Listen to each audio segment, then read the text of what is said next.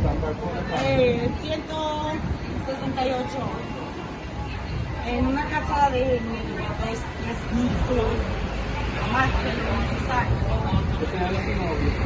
Mi esposo es holandés. Él está en Curazao hoy. Por eso yo he venido a la playa con ustedes, la polis. A la polis. No estuviera aquí ahora. ¿No me entienden?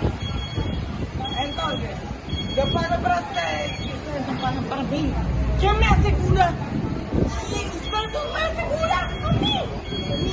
Mi celular. Seguridad. No, tú no me aseguras, tú no me aseguras. Yo pago para ustedes.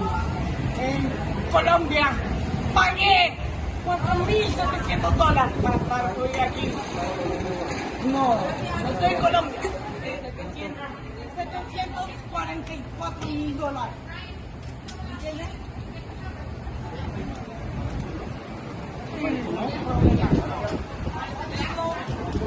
I believe. And no, me phone. Me popolé.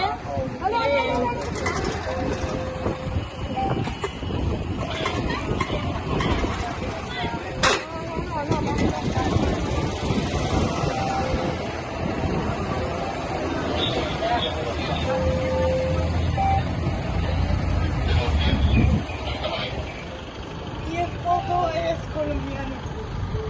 Mi esposo es holandés.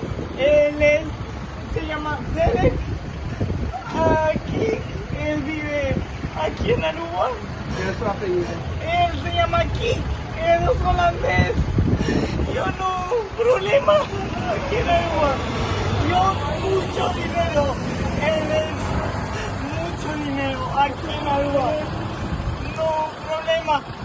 Por ¿Y favor. dónde vive? Holandés. Indonesia.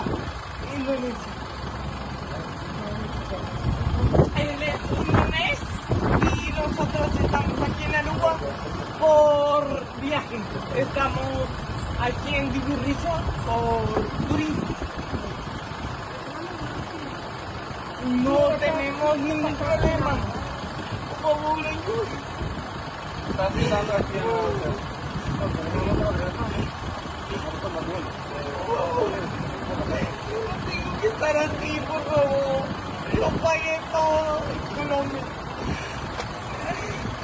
Pagué todo. PLS, prueba PCR. Por favor.